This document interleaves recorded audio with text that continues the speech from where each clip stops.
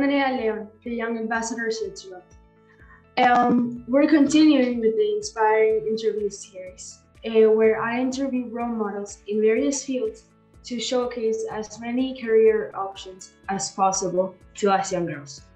Today I'm interviewing Pia Siemendinger. Hello, Pia. How are you? Hi, I'm very, very fine. Thank you. Thank you for inviting me. Thank you for being here. Could you introduce yourself? Yes, my name is Pia Siemendinger. I'm an educated architect, but today I work mainly as a freelance artist. And I'm also teaching art and architecture and at several different universities, mainly in China and in Europe. I have a daughter who's 14 years old and a husband who's a bit older. Yeah, that's about it so far. Mm-hmm. And what did you want to do when you were my age? Or your daughter's age? That's the same. Yeah, your daughter's age. Actually, I always was very interested in teaching. That was a strong wish to teach. And the other thing was, I was at your age, I wanted to become an architect.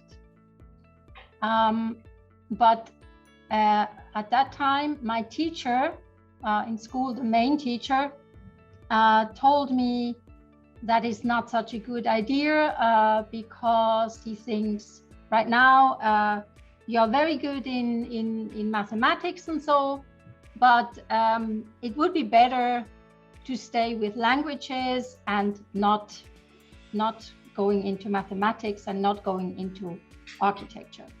And I was very, very frustrated at that time.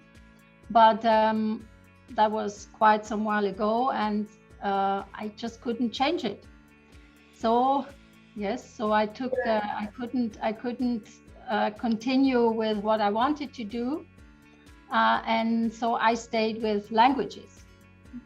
And then were languages your best subject when you were a student? Yeah, I was very good in mathematics. That's why I wanted to change the main subject to mathematics, but he didn't let me to do that. So I stayed with languages, and the languages I took was English, French, and Italian, and of course German. So I graduated in these main topics in languages. And how were you able to overcome the situation of your teachers telling you that you weren't able to do? Yeah, so when I was finished with when I graduated, I started to study history and sociology. And then I found out, well, that was not my main passion. And I got further information. I did some tests, and during these tests, the topic architecture came up again.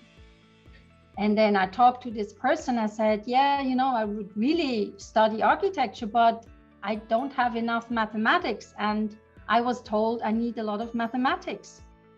And this one teacher kind of stopped me of fulfilling my wish. And then this person said, no. You don't need that much mathematics. You can still do it.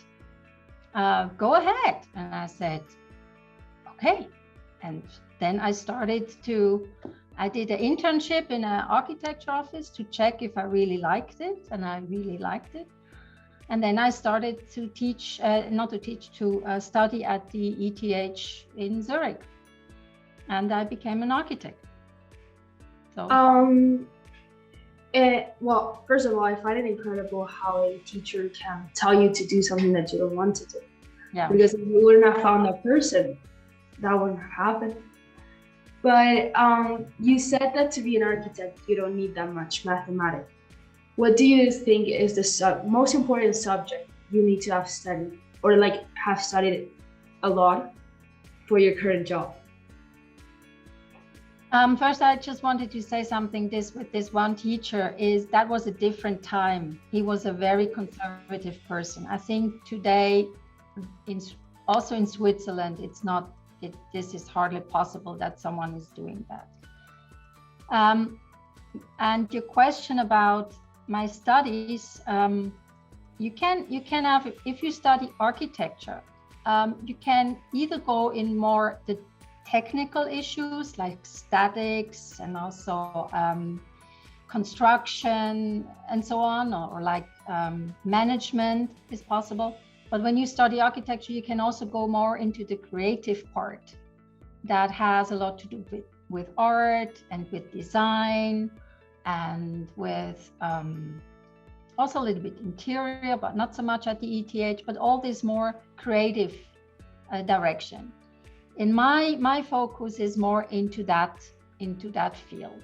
I really enjoyed very much the design, the artistic courses, the artistic design or creative design, the history of architecture. That I really enjoyed, and that also helps me today a lot in what I'm doing.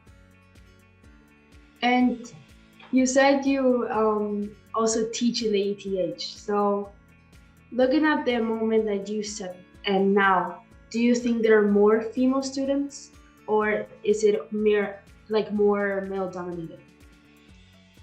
No, today it's about, I would say, almost 50-50. Wow.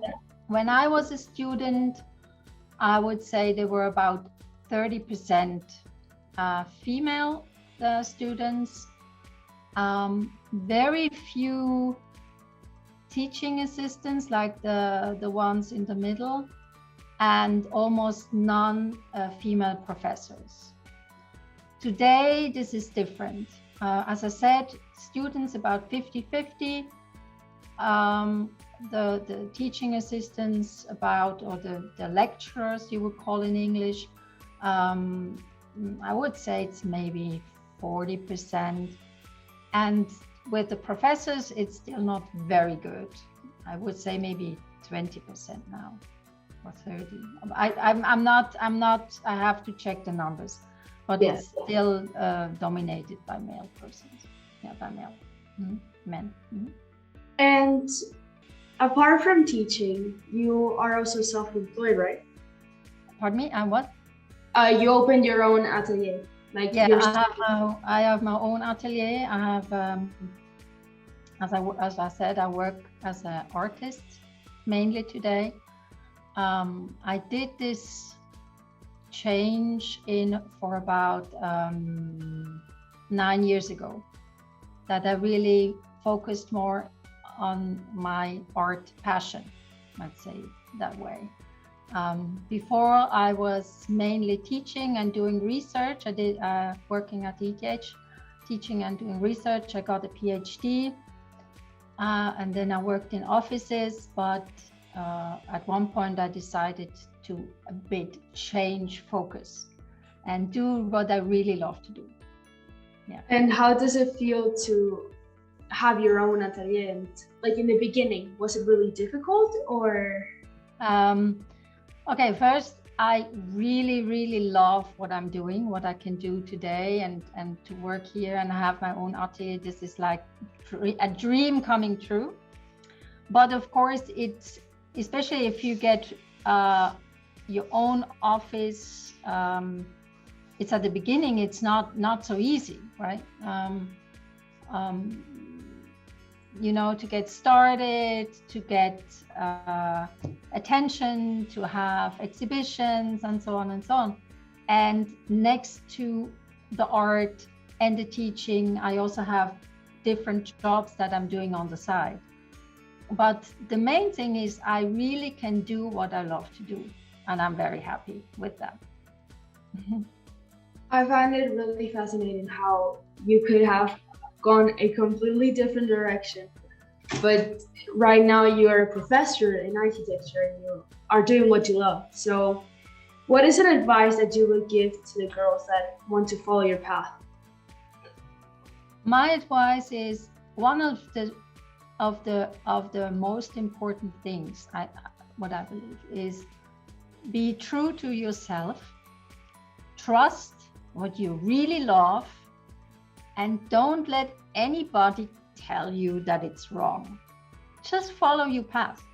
it's sometimes not easy, and maybe sometimes there are detours, and that's okay. Just follow it and trust yourself, and don't give up your dreams. That's, I think for me, that's the most important things. And don't be afraid. You know, I think a lot of people and are afraid of this or that, but fear is stopping you. It's not good. Just let it go, and if you follow your path, it will be good. It will be good. Thank you so much, Pia, for being here in the interview. I will definitely take that advice.